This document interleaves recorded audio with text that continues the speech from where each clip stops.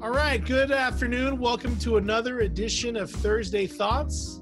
And it is my pleasure this afternoon to highlight and to introduce to our church family a member of our church who's been here for a couple of years now. How long has it been now that you've been here? I think 3 years now. 3 years. 3 years. Something like that. That we've been graced with my friend here. This is Wilson Chuang. Let's give him a hand. Hello. Thank you, Wilson, for being a good sport and allowing us to take some time to get to know you and just to hear about who you are and how the Lord has brought you here. So let's just start off right there. You've been here for 3 years. Tell us, a little bit about your background and, maybe some of the major milestones of your history and how you came to be here with us in Walnut Creek. Sure. So I was born in Baltimore, actually, a while ago. We lived there, me and my parents lived there until I was in the third grade. After that, we moved to Memphis, where my dad got a job transfer there. And then when we lived in Memphis, I grew up there, went to junior high and high school. And then after that, I went off to college, went to Harvard for 4 years. And then I moved to Houston, where I did a combined medical and graduate program there in Houston. I lived there for about 8 years, actually. What was your graduate degree in? It was in neuroscience. So was that a PhD in neuroscience? Yes. So how did that work timing-wise? Was it, I know I've had friends who've done this. I think they do 2 years of med school, then they do their project for 4 years, their thesis, and then the last 2 years of rotations. Is that kind of the idea? Yeah, that's how it works. Yeah, that's basically how it works. Yeah. So I was there for about 8 years. Okay. In Houston total for that program.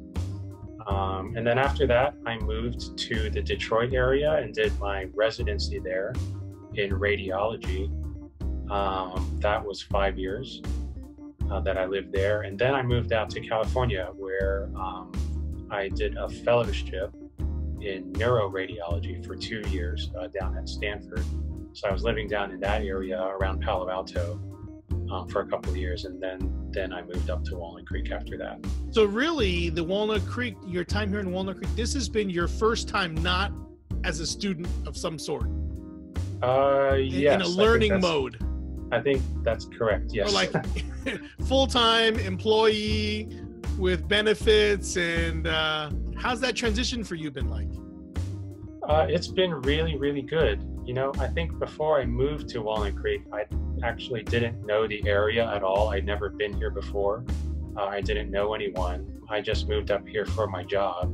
But it's been really great so far. It means that I've since made a bunch of new friends and have gotten kind of settled into a routine with my job here. So it's been really great. I guess time has really flown by. I mean, it's been 3 to 4 years or so, but it's gone by quickly, but it also has seemed like a long time ago. So funny how that. Just very quickly, just to round out, where do you work and what exactly do you do now? So I work at John Muir Hospital, and there are two main campuses of the hospital. One is in Walnut Creek, the other one is in Concord, and I go to both of them, kind of go back and forth. But I've been there since I moved up to Walnut Creek. I'm a radiologist, so I primarily look at imaging, any kind of imaging studies. So mainly X-rays. If you go into the hospital or see a doctor and they get an X-ray of something, then I'm one of the people that looks at that.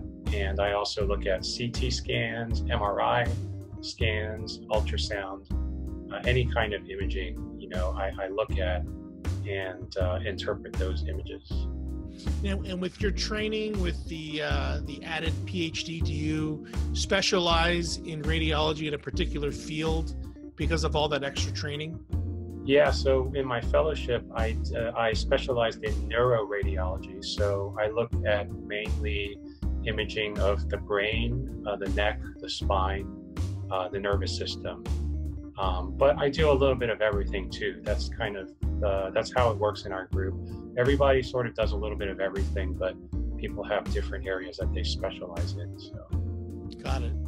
Yeah. Okay. Now, going back to your background, if I remember, you're born in Baltimore, went to middle school and high school in Tennessee. Then you went to Boston, then Houston, then Stanford for 2 years, and then to Walnut Creek.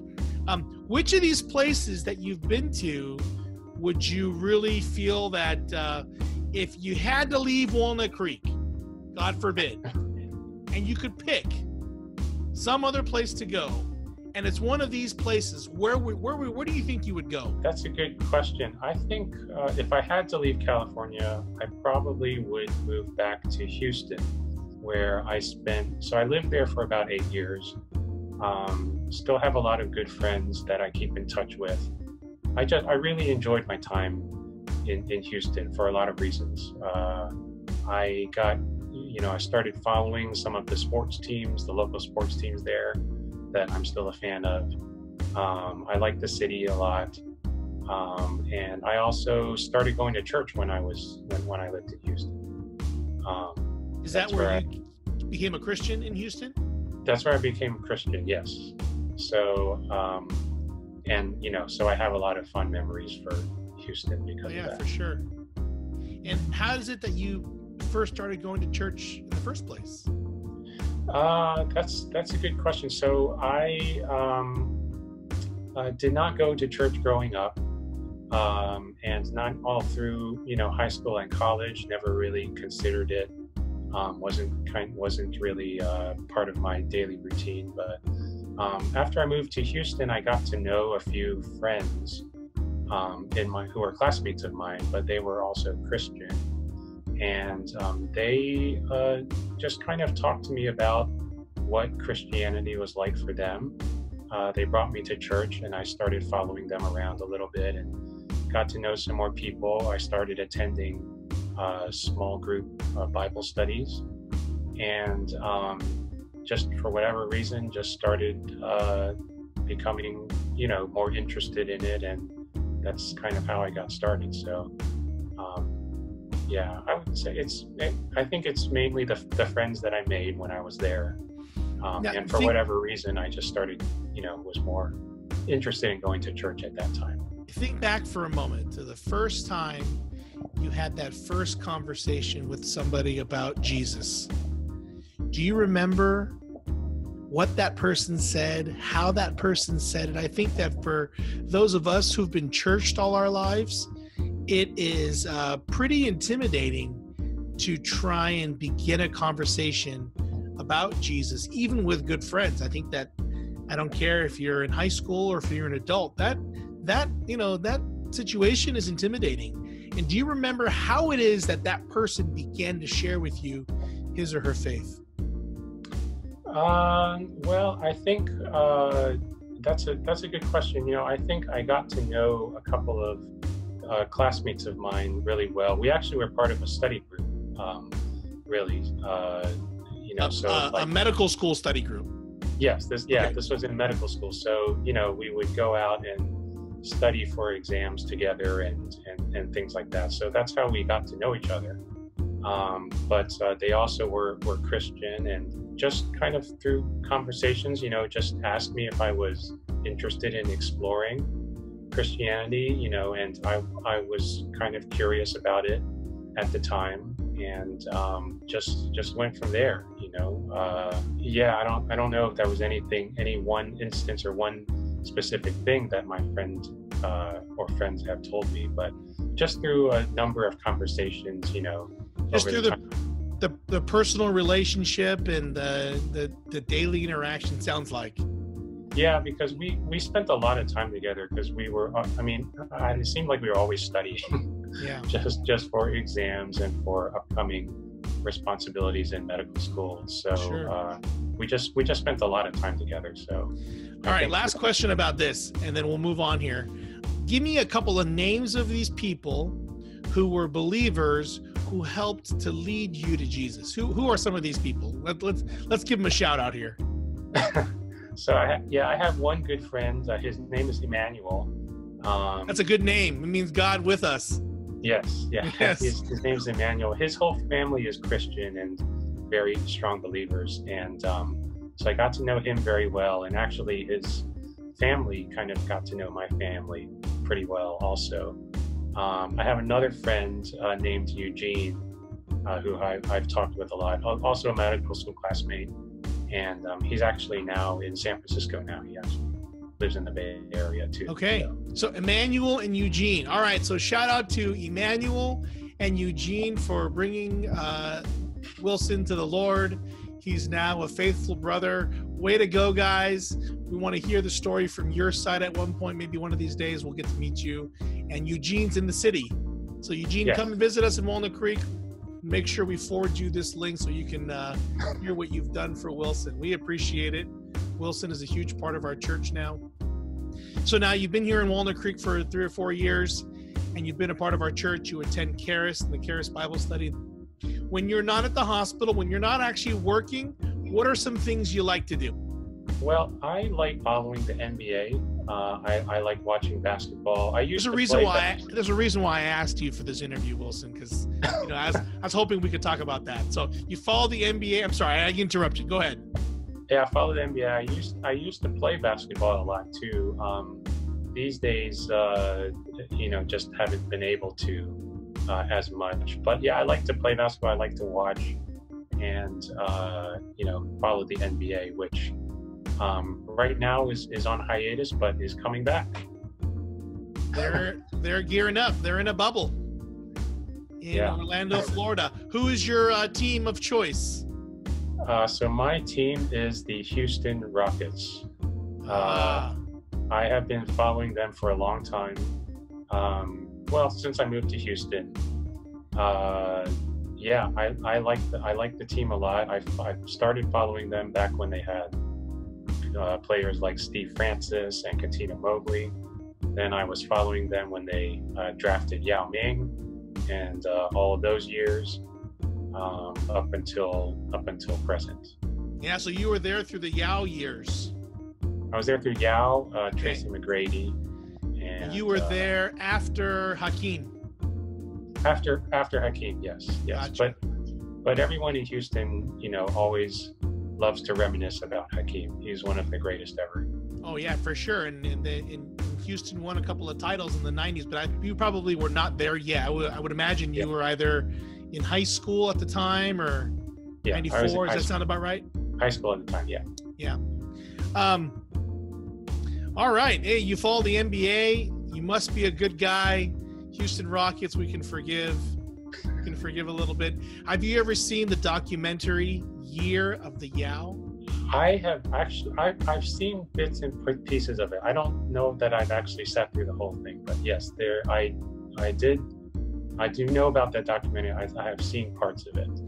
Reason I want to mention is because you talked about Yao Ming. I didn't prepare to say this, but Year of the Yao, one of the producers is peripherally associated with our church.